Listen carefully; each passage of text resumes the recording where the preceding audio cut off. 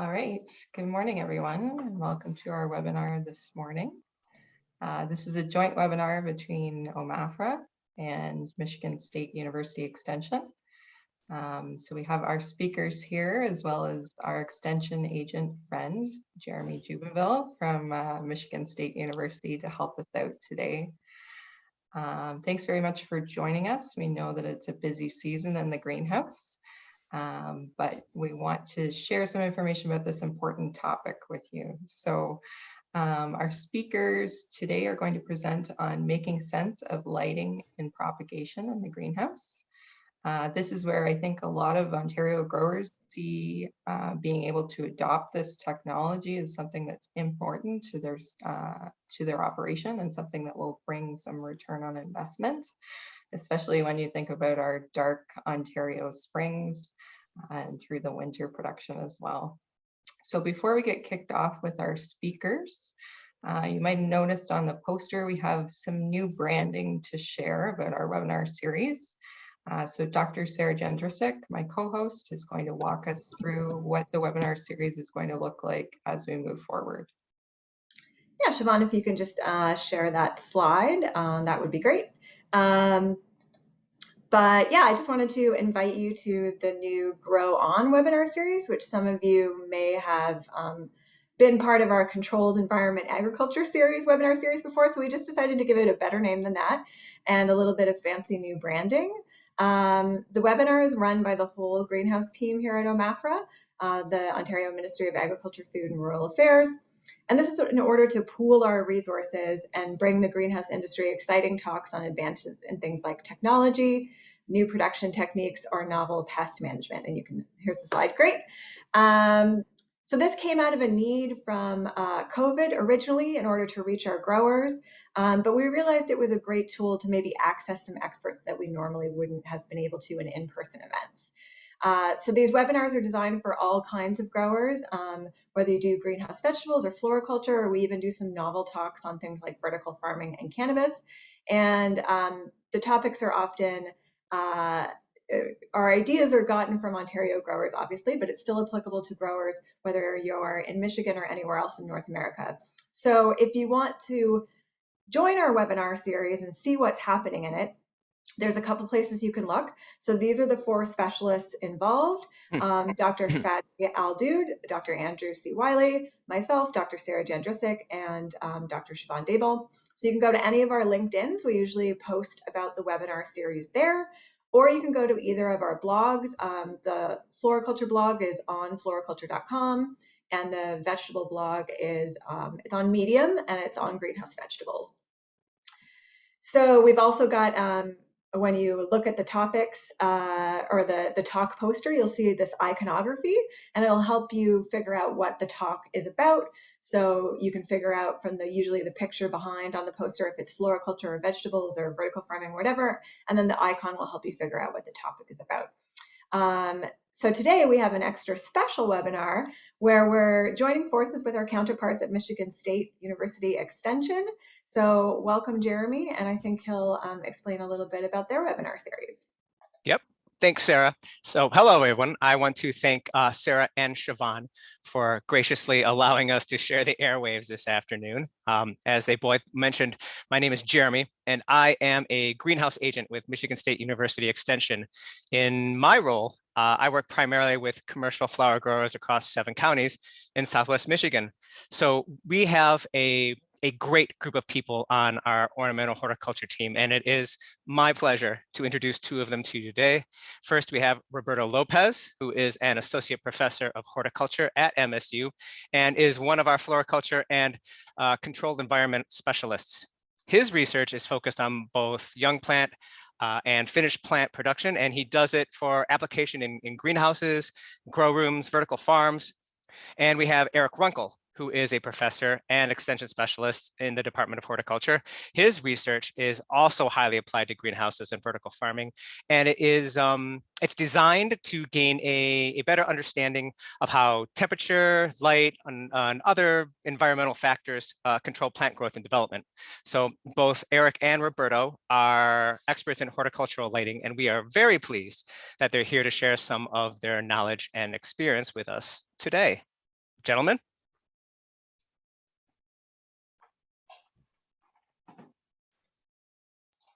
Thank you, Jeremy. All right, let's get started.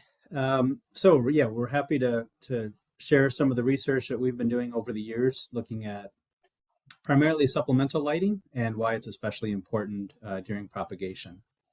So to orientate you with this talk, I'm going to start out with a bit of an introduction about light and why it's important. Roberto will then follow with a lot of crop-specific responses.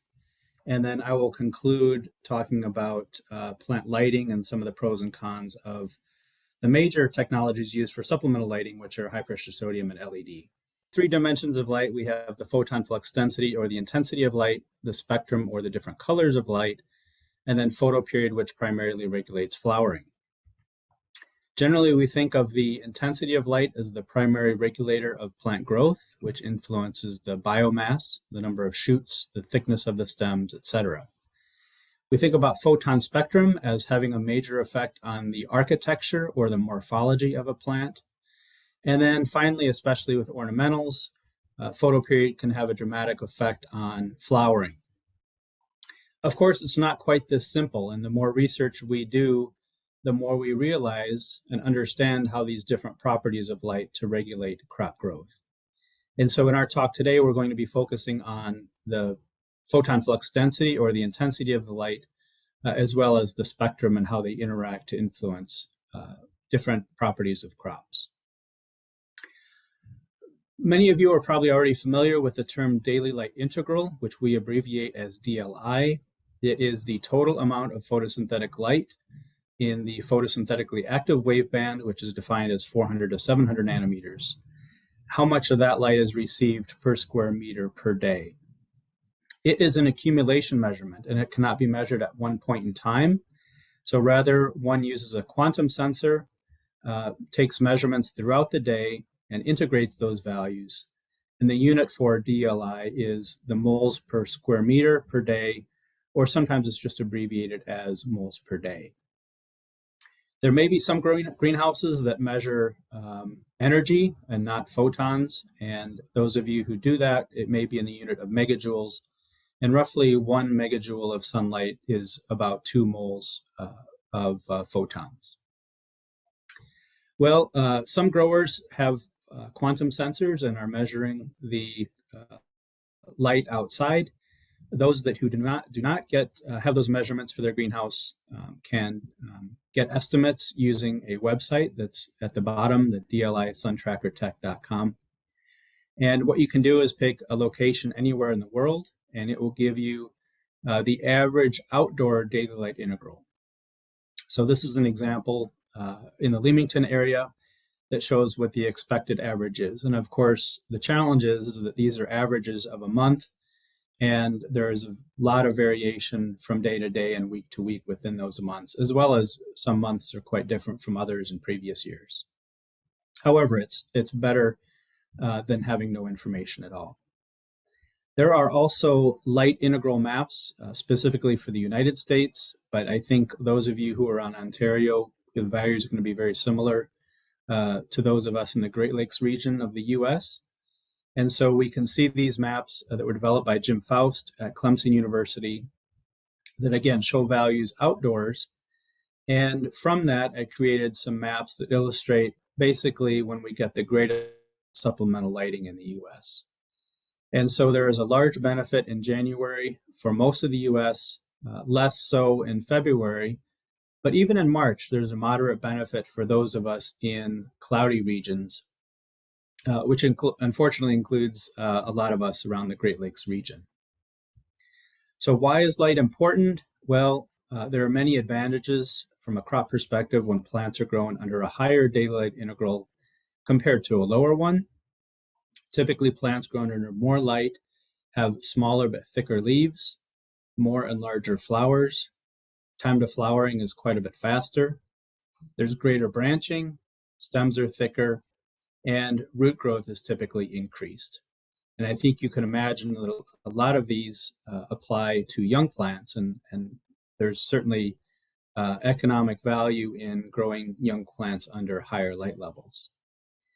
And so propagators of these young plants are interested in providing more light because that will minimize the production time for both seedlings growing as plugs, as well as rooting liners, rooting cuttings to create liners.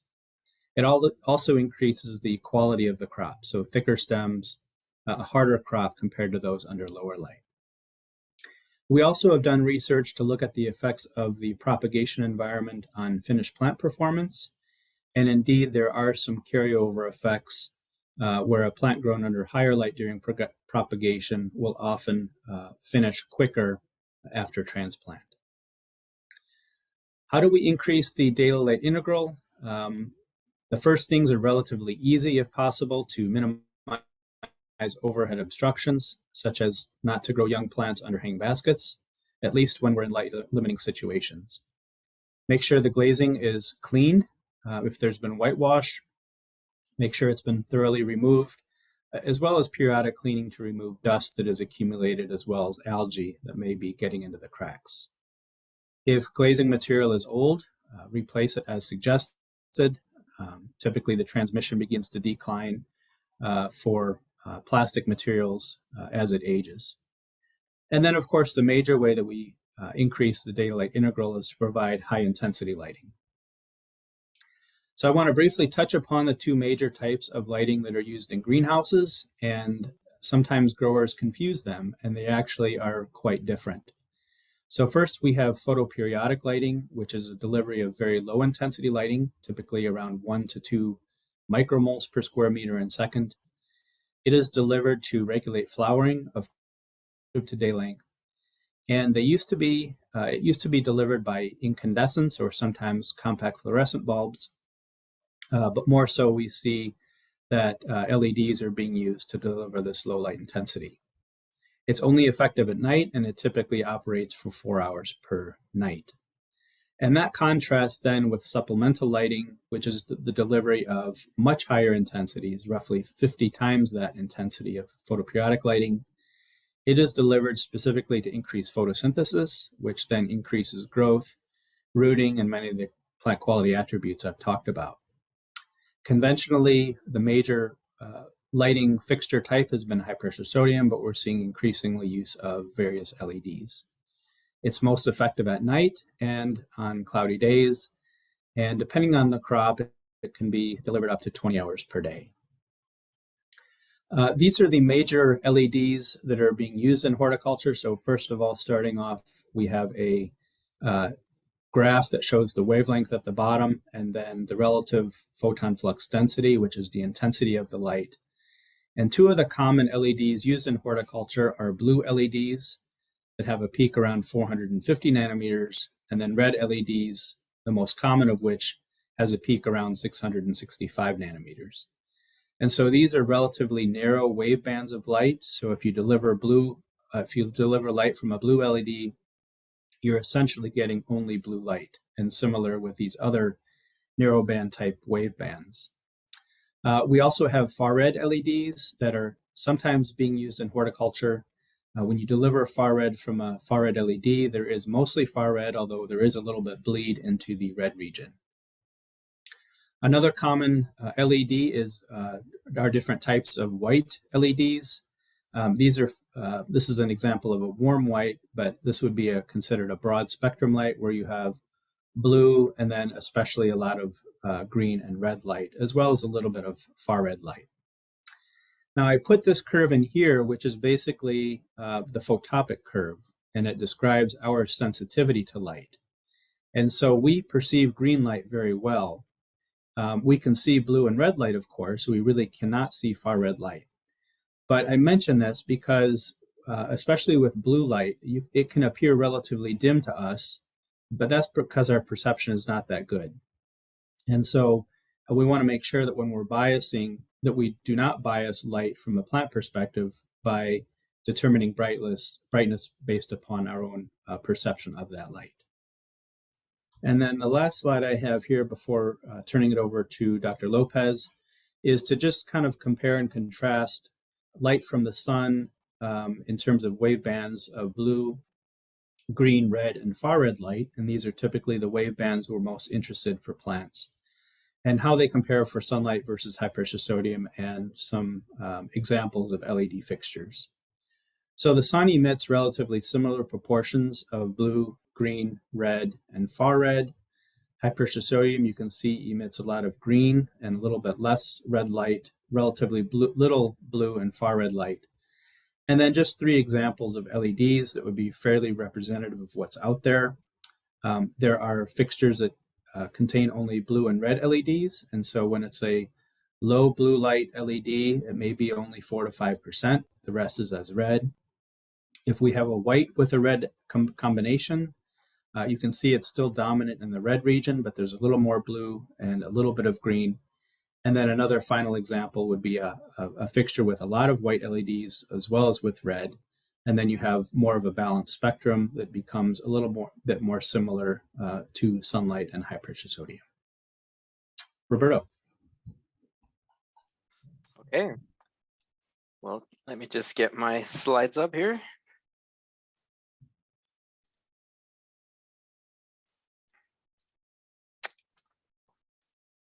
Okay, can everyone see those slides? All right. Thank you, Erik. So as Erik mentioned, I'm going to continue on and talk about some of the plant responses. But first, I'm sure this photograph is pretty common for those of you in Canada, just very similar to what we have here in Michigan. But when it comes to young plant production, we have, as Erik mentioned, relatively low daily light integrals. Then, of course, you move into the greenhouse. And the greenhouse itself can reduce overall light intensity by 50%, and in some cases more, due to the structure, the glazing material itself, shading obstructions, and even hanging baskets, which of course you shouldn't have in propagation. And oftentimes, growers report, and we have measured that the daily light integral can be as low as 2 to 5 moles, and even lower during those extended periods of cloudy weather during the winter.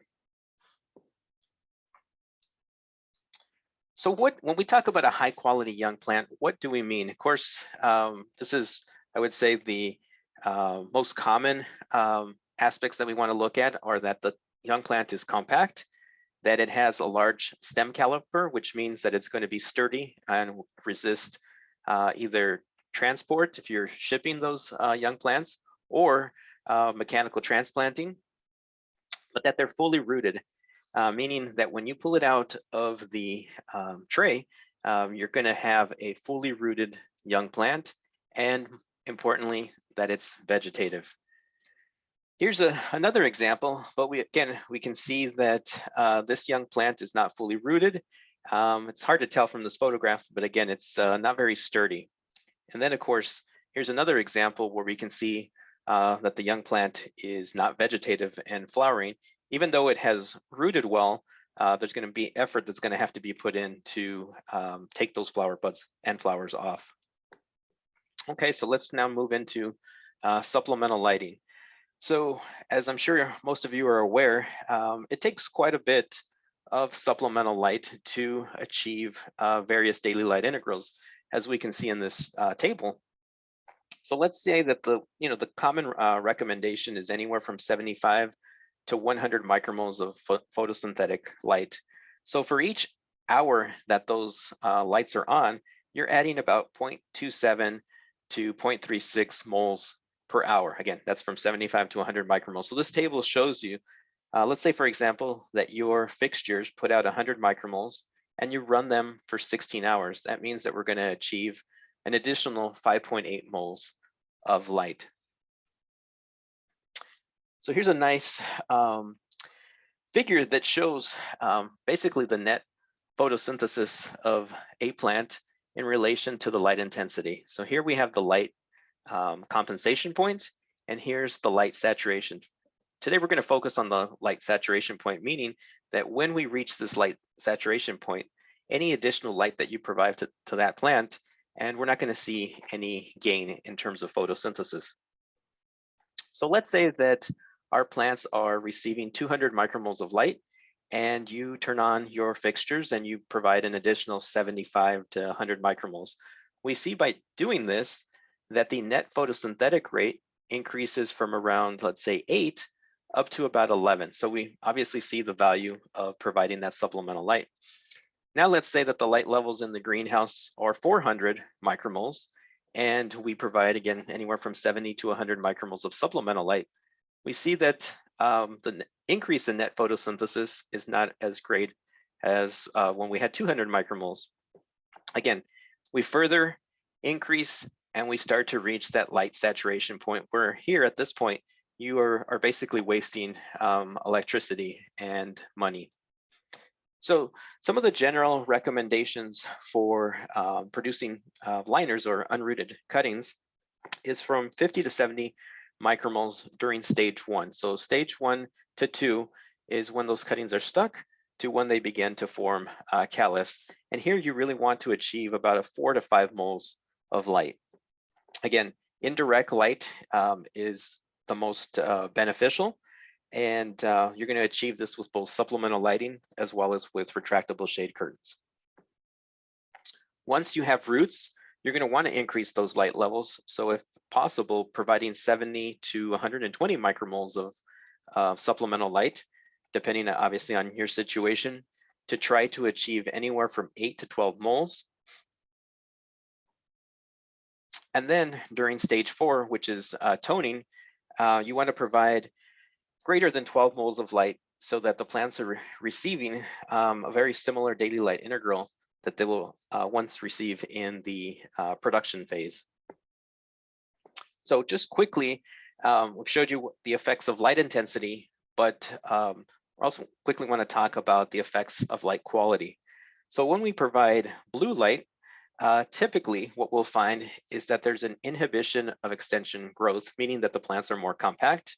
They're going to have thicker and darker leaves in most instances. We know that blue light also regulates stomatal opening, which ultimately affects water loss as well as photosynthesis. Other things that you may see is an increase in pigmentation. So let's say, for example, not necessary to young plants, but for example, lettuce. If lettuce is grown under blue light, you're going to see an increase in pigmentation. We also find that there's an increase in anthocyanins and vitamins. And also of interest is that by providing blue light, especially to long day plants, you can actually induce them to flower. Of course, this has to be anywhere from 20 micromoles or greater to be able to achieve this. So then there's green light. Historically, it has been considered to be one of the less efficient wavelengths for photosynthesis. But one thing we need to remember is that about 85% is absorbed by other pigments other than chlorophyll and are ultimately used for photosynthesis. Another aspect of green light that we don't think about is that it tends to penetrate deeper into the canopy, and it's going to reach those lower canopies better than red and blue light. It also helps with the regulation of plant architecture, as well as it can also be used at lower intensities to induce long day plants into flower. So one question that you probably have is, why don't we see more green light in supplemental lighting fixtures when we primarily see red and blue? And that is because red and blue LEDs are typically more efficient at converting electricity into the photons that your plants are going to utilize for growth. And then let's now focus on red light. So red light is, again, very efficient at driving photosynthesis. It also can inhibit flowering of short day plants at very low light intensities of 1 micromole. It can also promote flowering of some long day plants. And of course, we all are familiar that we need both red and far red light in roughly similar quantities to be able to stimulate flowering of long day plants. Again, red light is the major component of most supplemental lighting fixtures, anywhere from 70 to 90%. Because again, it's red LEDs are the most efficient, and as we mentioned earlier, it stimulates photosynthesis because chlorophyll strongly absorbs it. And red LEDs are relatively inexpensive compared to some of the other colors. Lastly, we're going to focus on far red radiation. Recent research has found that far red radiation can also efficiently drive photosynthesis outside of what we consider the photosynthetically active radiation range of 400 to 700 nanometers. Some of the things that we do are most common with far red is obviously when plants are exposed to far red light, you're going to see extension growth and typically larger leaves. And of course, as we mentioned before, flowering of long day plants is accelerated when you have that combination of both red and far red radiation. So now let's move on to those plant responses. Here we have New Guinea impatiens. We can see increasing daily light integral from 1 to approximately 11 moles of light. This is what we would achieve in Michigan in January and sometimes into February in terms of the daily light integral. But here, we're only going to be able to achieve this if we provide supplemental lighting, in this case from high pressure sodium lamps. This photograph was taken 16 days after the cuttings were stuck, and you can see that when we provide supplemental light, we are able to produce a marketable liner in about 3 weeks compared to almost 6 weeks when we don't provide supplemental light. Here's another example. This is Argyranthemum. Again, you see that increase in root dry mass. Again, much higher when we provide supplemental lighting. Here's an example with a perennial, and in this case, we're looking at both the interaction of root zone temperature as well as the daily light integral, where in this instance, we see that rooting is best under a daily light integral of 10 moles and a root zone temperature of 20 degrees Celsius. You're probably wondering, well, what about LEDs? So these were experimental LEDs that we utilized for this experiment. And we found that rooting of some of the, I'd say, top players in the industry, so geraniums, New Guinea impatiens, and petunias, we found no difference between various light qualities and the high pressure sodium lamp in terms of root growth or shoot growth. In these examples, we're showing you, again, this is what would occur under our low light northern latitude conditions.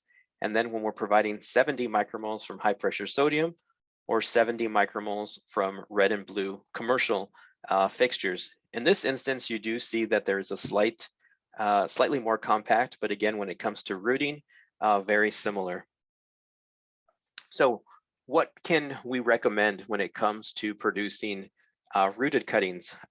LEDs were comparable to HPS. So again, we didn't see any beneficial or any detrimental effects of using LEDs compared to HPS when we look at both annuals as well as perennials.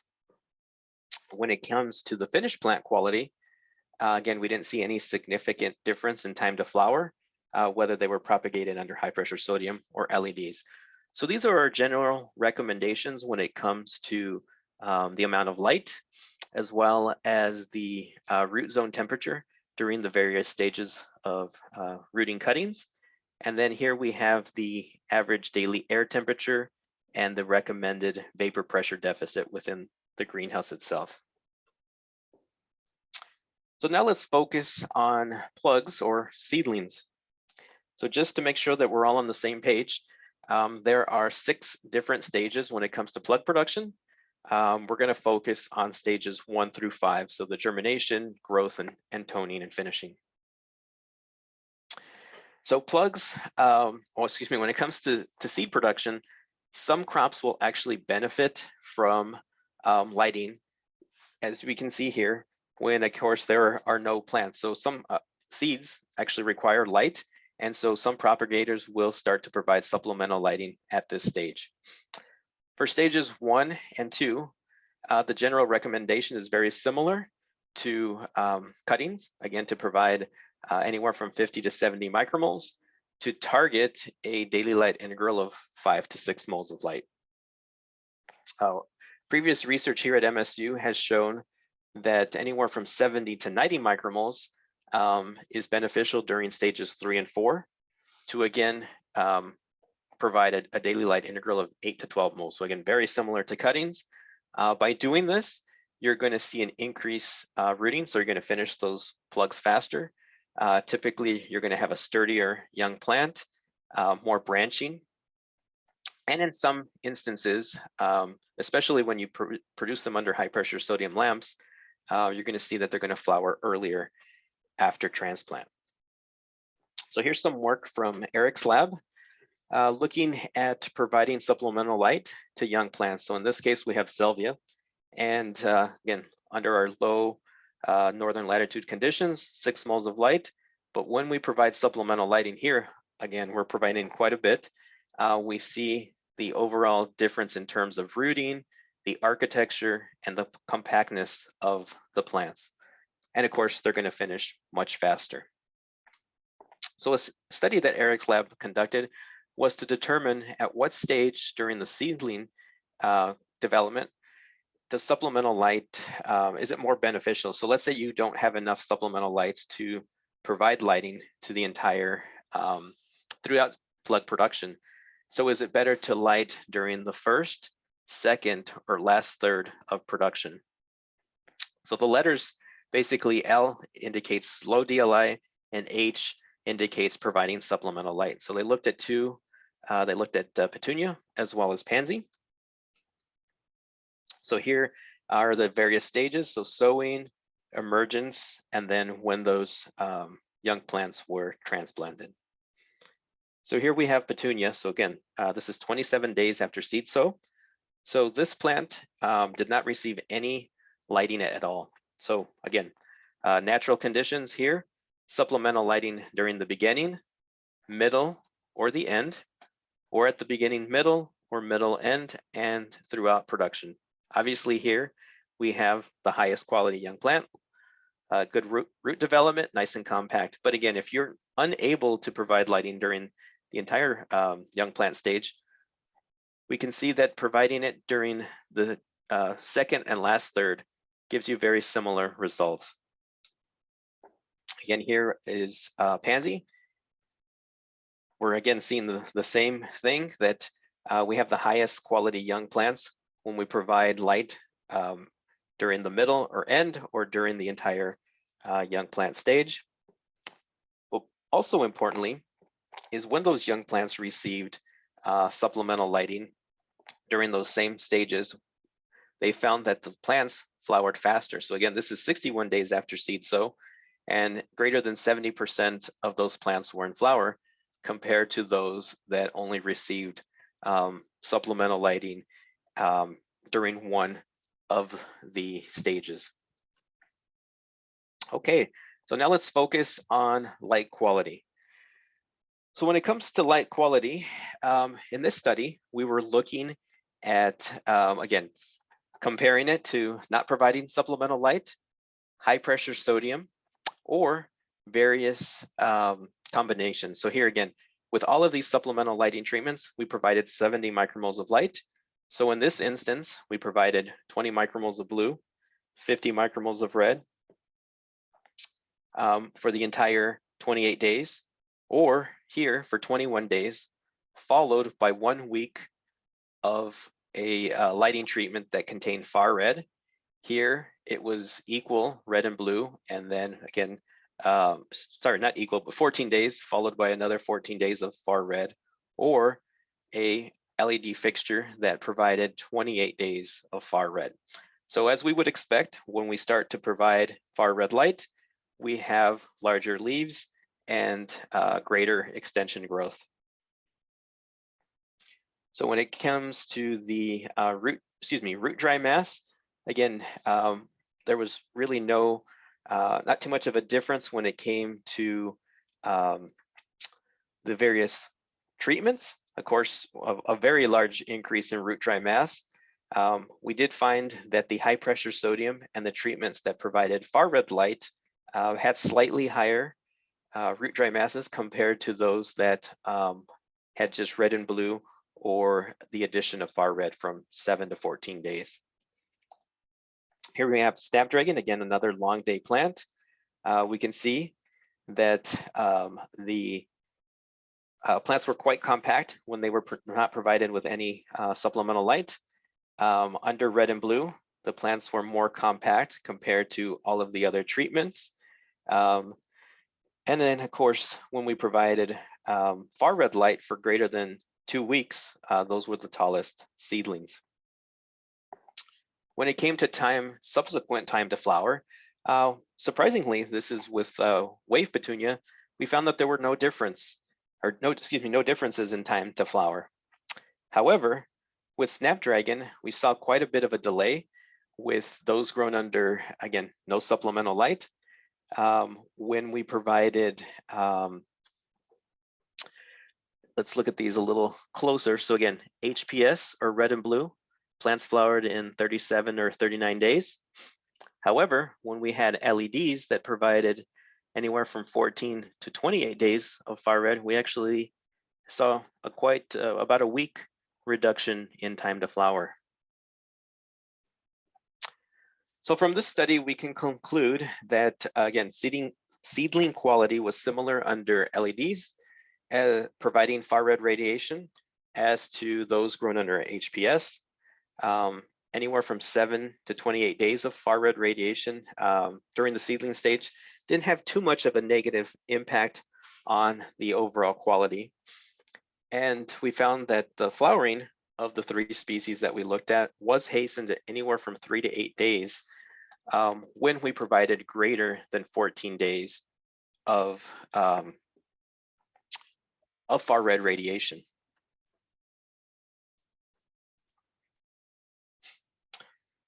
Now we're going to see these effects of light quality when the daily light integral from the sun is relatively low. So we have found in numerous of studies that we've conducted that solar radiation has to be less than 7 moles, and that the supplemental lighting from the LEDs has to provide about 10% or greater blue light, so that in these instances, we're going to find that those seedlings are going to be more compact. So they're going to have reduced leaf area as well as reduced stem elongation. And in some instances, you'll see an increase in the color. So they're going to be either greener or have more anthocyanins. So one thing that probably about 5 years ago or so, we started seeing growers install these low intensity LEDs in propagation. And again, Erik and I started asking, why are you doing this? And some growers indicated that they saw a reduction in time to produce those plugs compared to when they didn't use any electric lighting. So again, they used these low intensity LEDs, which really are not going to stimulate photosynthesis, because again, they're only providing, let's say, anywhere from 2 to maybe 10 micromoles of light. So again, the objectives of this study were to determine how these low intensity LEDs, whether we had them on for 16 hours or 24 hours, and whether they had far red or did not have far red, compared to supplemental lighting. So here is our go-to Petunia, where in these examples here, we are looking at supplemental lighting compared to photoperiodic lighting. And again, this is our no lighting control. Here we have high pressure sodium, where we provided 70 micromoles for 16 hours, regardless of whether it was cloudy or sunny. Here, we provided 90 micromoles based on a lighting threshold, meaning that when the sun provided greater than 400 micromoles of light, the the high pressure sodium lamps turned off. And so again, only when it was cloudy or at night, and again, same exact treatments with the LEDs. As we would expect with the LEDs, because we had low solar radiation, they're much more compact. Now let's look at that photoperiodic lighting. Again, these lights provided red, white, and far red for either 16 or 24 hours. Because of that far red light, there is the perception, right, that these plants or these plugs are larger compared to the control. So again, this is looking at the shoot growth, but what about the, oh, let me actually show you the shoot growth data. So you can see that with supplemental lighting, of course, we are going to see an increase in the shoot dry mass, especially with the high pressure sodium. But look at that compared to the control, very, very similar. Now let's look at the roots. Here is where the growers were not looking at the roots, they were only looking at the shoots. And we see that obviously when we provide supplemental light, we have a very large increase in root dry mass. And when we looked at the photoperiodic lighting, there was no statistical difference. What about subsequent time to flower? Well, because Petunia is a long day plant, we found that under those LEDs that provided red, white, and blue light, again, in this instance, it was lower than 10% blue light, there was a delay in flower compared to the high pressure sodium, because the high pressure sodium do provide far red. Now, when we look at the LEDs, the low intensity LEDs that again provided far red radiation, we found that again, there was a reduction in time to flower compared to the control. So again, very similar results to what I indicated before. When the DLI from the sun is less than 7 moles, we found that by providing supplemental light, those seedlings were more compact. However, the plugs that were grown under photoperiodic light took anywhere from 2 to 3 weeks longer compared to those under supplemental light. So again, we found that they really were not making much of a difference. So I'm going to go ahead and skip this and hand it over to Erik so he can now continue talking about the fixtures themselves. Thank you, Roberto.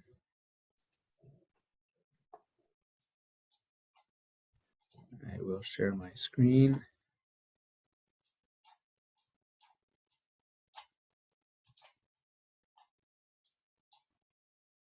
Okay.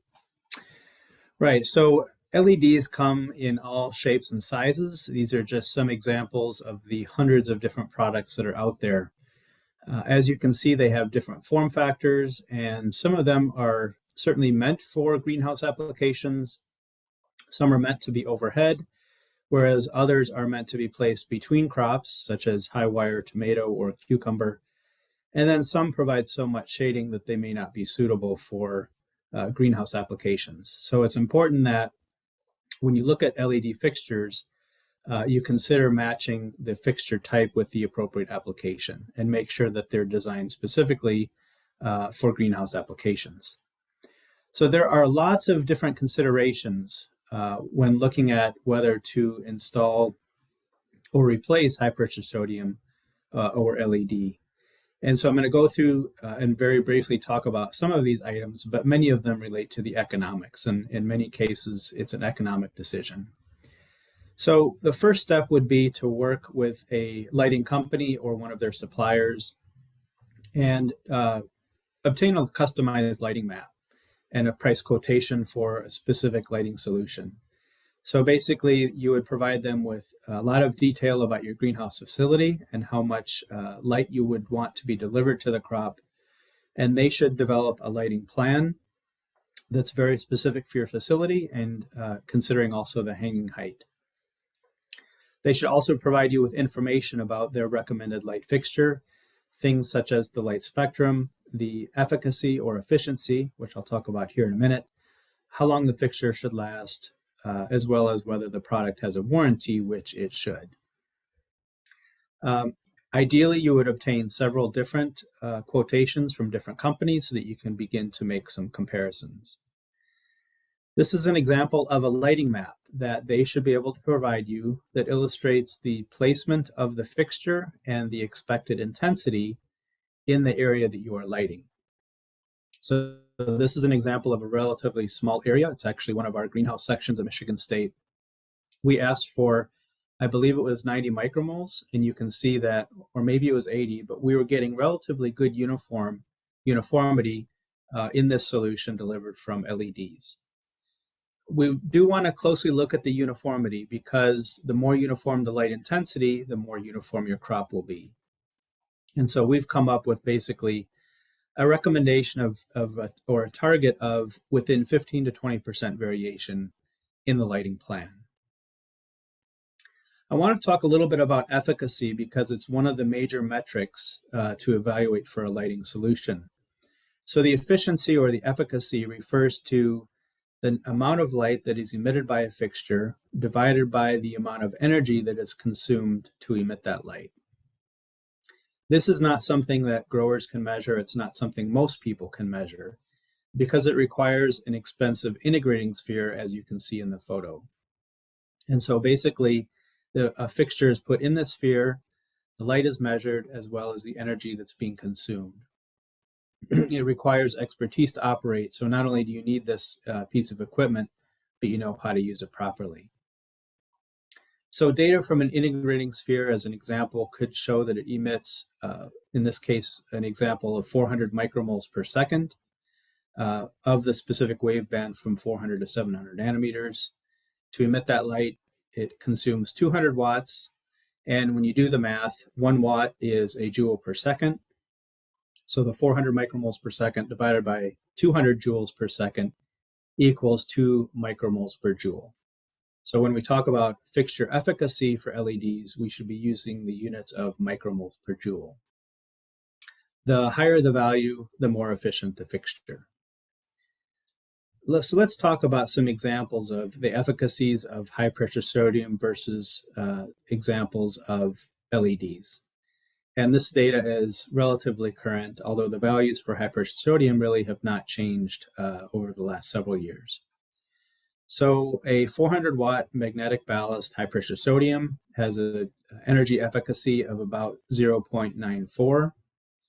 You can see a higher wattage fixture, 600 watts, with an electronic ballast is about 50% higher than that, so about 1.34. And then we have the 1000 watt double-ended high pressure sodium, which has an efficacy of about 1.72, meaning it's about twice more efficient as the lower wattage 400 watt high pressure sodium. So those values have stayed relatively stagnant. Some may argue that the double-ended high pressure sodium might approach 1.8, but it's a relatively small improvement. And then let's compare that with some of the more efficacious LEDs that are on the market. I'm not necessarily endorsing any of these. These are just ones that I pulled as examples using data from the Design Lights Consortium. So we have the photosynthetic photon flux emitted from a fixture, and you can see that varies tremendously. So that would be basically how much light is coming from a fixture.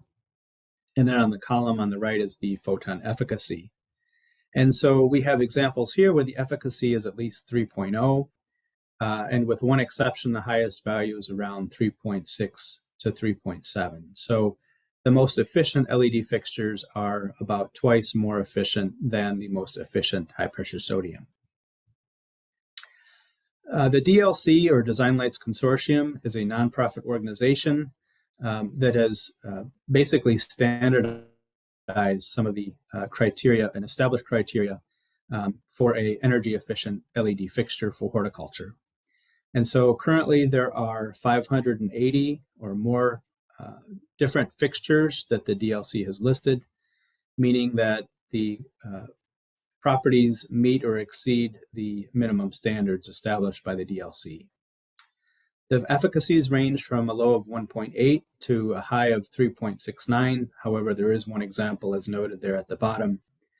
Of these, most, or at least half of them, have an efficacy of 2.5 or higher. Only about 5% of the fixtures have an efficacy of about 3.0 or higher. And you can see the cream of the crop with 4 different types of fixtures with an efficacy of 3.5 or higher. So this is just listed to give you a sense of what's out there. And there is a lot of variation in LED products. So just because it's an LED doesn't necessarily mean it's energy efficient. Some are certainly more efficient than others. In terms of looking at pricing, you'll have to work with the lighting company to get a cost estimate, and that does vary depending upon the lighting solution. But you should also know the operating costs. So what is your electricity rate? And you should also know about how many hours are the fixtures used per year for your operation. You can estimate that if you don't have previous data, but an example for a propagation grower where they're starting in January and lighting until through the month of March, if they might average lighting of 12 hours per day for 12 weeks, that's about 1,000 hours. And typical values for young plant growers are around 1,000, 1,500, depending upon when they start propagating their crops. One of the reasons why someone may want to choose a high pressure sodium, certainly they're less expensive. In almost every case, high pressure sodium is a cheaper solution. And then secondarily, plants are typically a little bit warmer under a high pressure sodium than an LED. And so high pressure sodiums emit a fair amount of radiant heat, which increases the surface below, which is typically crops, compared to LEDs, which have little radiant heat. Of course, the magnitude of heating depends upon the intensity, but plants can grow slightly faster under a high pressure sodium. However, we could also argue that this inefficiency of high pressure sodiums, which results in heat release, is not necessarily an efficient heating method. There are a lot of considerations, and I don't have time to go into detail on any of these, but they are or can be very important. One would be to know how much power you already have available. And if you were to choose a high pressure sodium versus an LED, do you have sufficient power for the greater demand that would be required? Some states and locations have utility rebates for energy efficient solutions, and this can influence the economics of a lighting option. We want to consider the form factor of a fixture, how many you need and what the size is so that we're not shading the crops excessively below. How easy are they to install? Some are certainly easier to install than others, and typically most LEDs are quicker or easier to install than high pressure sodium. How long is the fixture designed to last? We should target a minimum of 50,000 hours for LEDs, and we should also have at least a 5-year product warranty. And both of these are standards set by the DLC. We want to think a lot about the light spectrum, and we've touched upon that, or Roberto has, not only considering effects on plants, but also the environment it creates for people. And sometimes a purplish light can create an undesirable working situation. And then I think fairly importantly is the fixture listed as a DLC qualified fixture, or if it's not qualified, if it's not available in the United States, does it have the criteria that if it was submitted would be a qualified product? So I'd like to conclude with 3 examples that show a very simplified economic comparison for a high pressure sodium versus an LED. So this is a spreadsheet I developed that is, again, very simplistic. It does not consider interest if a loan needs to be taken, does not consider depreciation, opportunity cost, etc. But at least as a starting point to make some, as a basis to maybe make some decisions. So this is an example where you could compare a installation of new 600 watt high pressure sodium versus a relatively efficient LED. This is data that is based upon actual installations, although it is a little bit dated now. However, again, this is designed more as an example and not certainly as an absolute. So in this case, we have a low electricity price of 10 cents per kilowatt hour, so that would be a little bit below average. For this particular fixture of LED, we needed more LEDs than the 600 watt sodiums, and each fixture is more expensive at $320 US for the LED versus $200 for the 600 watt high pressure sodium. So you can see the LEDs in this case were almost 3 times more expensive, as well as you have to add on extra accessories that are required for LEDs. In this case, there was an energy rebate that was available that would reduce the cost by about 10%. But then we look at the energy consumption. So first of all, we compare the capital expenditures for the fixtures. We're not considering labor costs to install them. But then how much energy do the fixtures consume, and how quickly do we get the payback? And so in this case, the LEDs, individual ones consumed about a fourth of the energy, but of course we're needing twice as many of them. You can see the total power draw combined with then the electricity cost at 10 cents per kilowatt hour. Operating costs are less than half of that for an LED, and return on investment is calculated at about 4.2 years, meaning that your payback in energy savings would be realizing the added investment cost of the LEDs. So most of these then, in example 2, are not changing. What has changed, however, is the electricity price is slightly higher at 12 cents per kilowatt hour. That's the average in the US, and I think is fairly representative for Southern Ontario. This would then be using the fixtures 2,500 hours a year, which would be quite a bit more. And so other than that, nothing has changed. And you can see because the electricity price is higher and the fixtures are operated longer or more during the year, the payback is much shorter, just a 1.4 year estimate.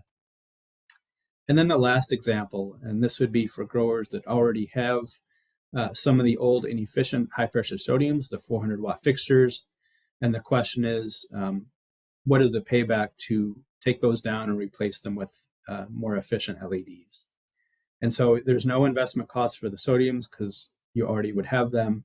You can see the LED prices. Again, this would be more of a typical operation, lighting for 1,500 hours per year at 12 cents per kilowatt hour. And the payback would be estimated at just under 4 years. So the choice of LEDs, again, there are lots of factors to consider. Economics is usually the number one. And so it's important to look at the costs, make some comparisons with different technologies. Finally, we have some resources for additional information. First is the MSU Floriculture website shown with the URL at the top, where we list articles that we have written over the years on various production topics. We've also compiled some of that information. One would be in this lighting management book that Roberto and I co-edited. It contains 18 chapters and is available in both print and digital formats through Amazon. And also Grower Talks compiled a series of articles focused on indoor lighting of seedlings. And that was available, still is on the website as well as on the MSU website. eGrow is something that Roberto Lopez is active in, and so it's a free diagnostic letter that you can sign up and receive roughly weekly updates during the spring. Visit egrow, e-grow.org for more information and to subscribe for this newsletter.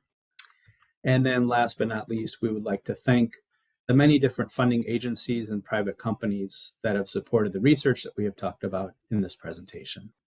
So with that, thanks for your participation, and hopefully we have a little time for question and answer.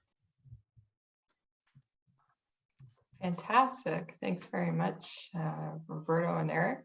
Both of you gave lots of good information for our growers, I think. So I certainly found it informative. So we have a few questions that we'd like to go through, if that's okay.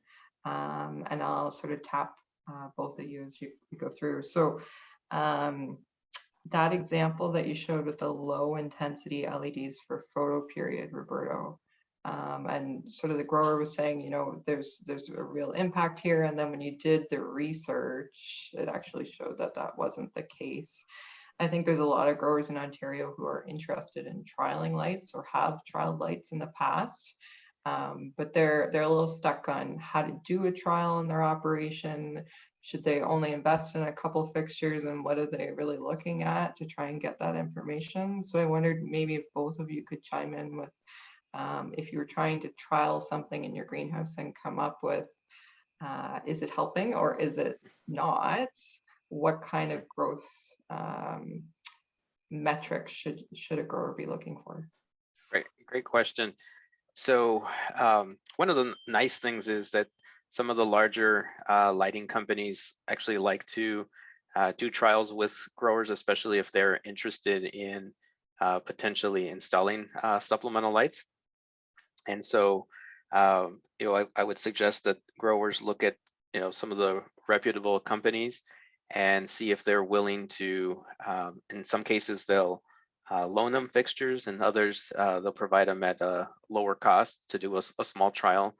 And then when they do those small trials, I would suggest obviously having a control where the plants do not receive any supplemental light, looking at timing. So how long does it take to produce that young plant?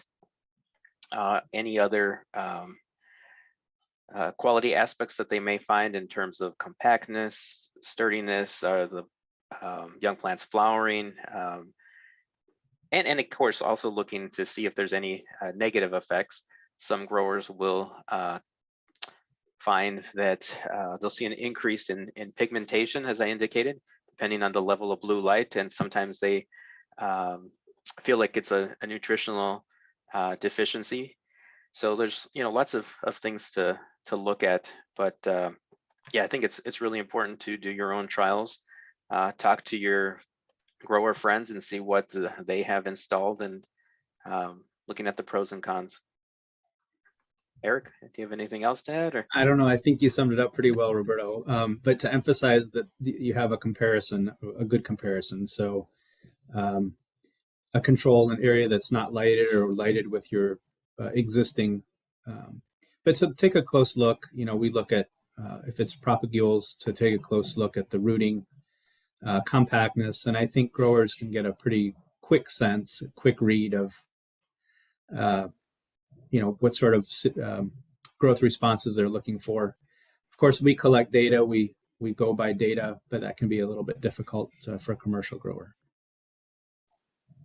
Great insights, guys. Thanks very much. I think that's an area that Sarah and myself can help out with as well. So if you're interested, you can get in contact with us. I wanted to ask a question about the light saturation points. You showed that nice curve where you reach that plateau where you've reached enough light that you're not really getting a benefit from it. But I know for growers, for installing these lights, you kind of want to use them as much as possible to get that return on investment down, like those numbers you showed at the end there, Erik. So is there any benefit to using supplemental light in young crops in, say, like the later spring and into the summer, or has that been totally proven to be not worth it? Well, it's one of those things where you may still get a small crop benefit, but you're still consuming energy to get that benefit. And so once you get to 10 to 12 moles, and it will vary on the crop, but once you get to that point, incremental improvements in the crop, I think, are subjectively small compared to the cost to keep going beyond that. So now, if electricity was free or extremely cheap, that could alter the equation. But I think you'd be hard-pressed, with some exceptions, but hard-pressed to generally light beyond that DLI for young plants. Now, we're not talking tomatoes or other plants where the harvestable yield increases with light. Right. Yeah, I don't foresee cheaper electricity coming to Ontario anytime soon, but we'll cross our fingers maybe. But yeah. You talked a little bit about that far red, and Roberto, you showed those slides where the snapdragons grown under far red were flowering quite a bit earlier than even under the HPS, which has some far red. I don't know if you mentioned this or not, but was there a comparison as to how much far red is under an HPS and how much far red is coming out in some of those LED fixtures? I'm asking because I think a lot of growers are interested in reaping the benefits, but the cost difference between HPS and those specialized fixtures is a bit of a barrier. Great question. So with those fixtures, we were providing 70 micromoles of supplemental light, and of those, there were 15 micromoles of a far red. Eric, can you help me out in terms of the percentages? I can't think of off the top of my head with HPS and how much far red they emit on a percentage basis. Yeah, sodiums are about 6% far red. Yeah, so there is some far red, and actually it doesn't take a lot of far red to get a far red response. So if you have roughly 38% of the light from a sodium is as red, 6% is as far red. You still have a lot more red than far red, but a lot of LEDs you have less or no far red. Right. Good. Thanks, guys. A question about that, the consortium, the lighting consortium. So we put the link there in the chat for anybody that's interested. And you talked about how it's got information on lighting efficacy. Is there any information on that webpage or somewhere else to talk about fixture longevity, like how they are actually performing in commercial operations? The data on the website is all from independent labs. And so one of the criteria is the output should, if I remember correctly, the output should not decrease by more than 10% after 50,000 hours, I believe. Okay. That will be, I should probably visit the website while I'm talking, but, and so that's something that the lighting company has to provide data to meet that specification. But beyond that, it's basically, to be a listed DLC product, they have to meet that criteria. But beyond that, they don't list what longevities would be beyond that.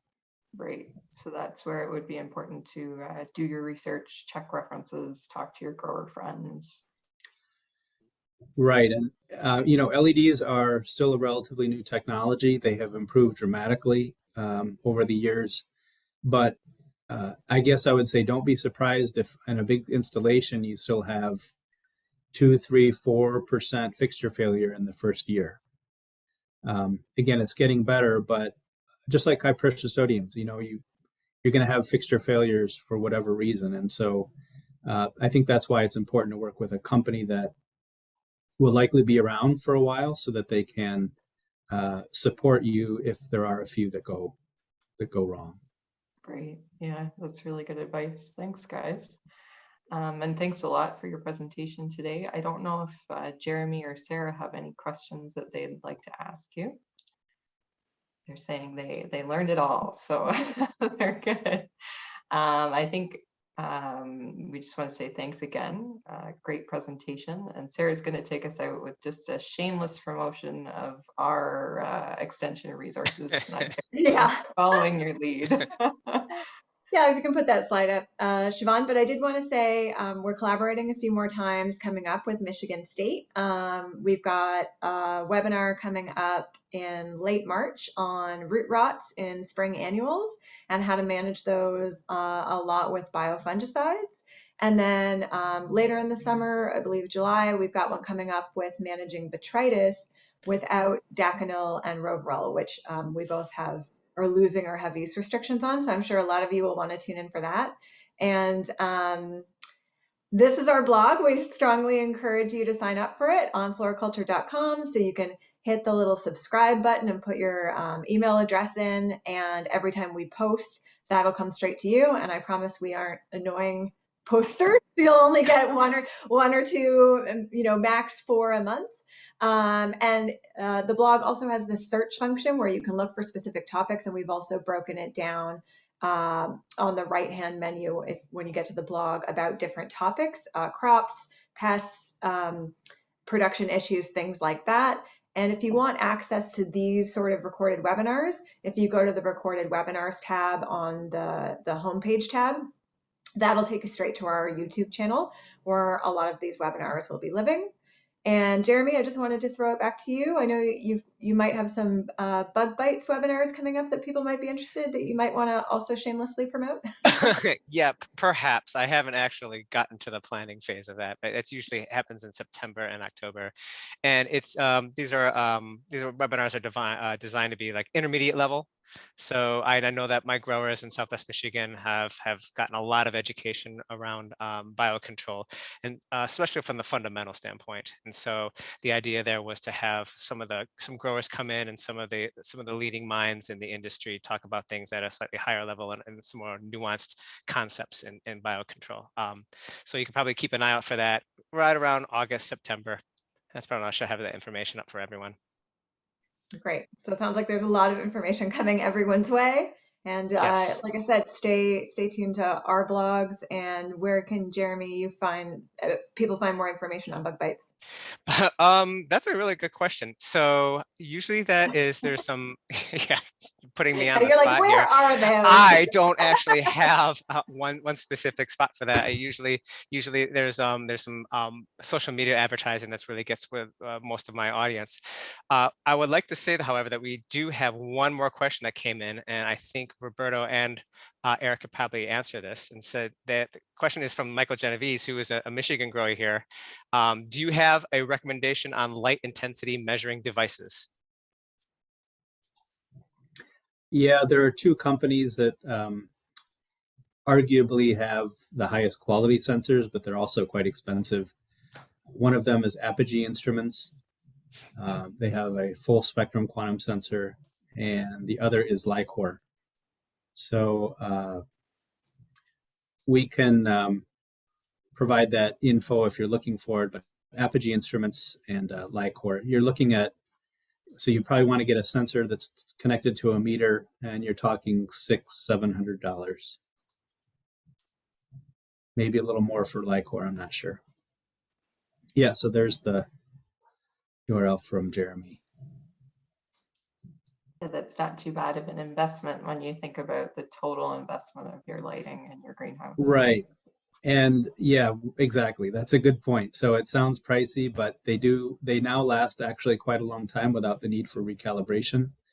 And if you are going to be making an investment, you really need to know what light level you're getting. And while I'm on that topic, if you have a light meter and you get an LED that's installed, you should measure it to make sure that you're getting what you paid for. Absolutely. Put it to use. Excellent advice. All right, with that, we'll say goodbye and thank you very much, guys, again. Have a great weekend. Thank you. Bye.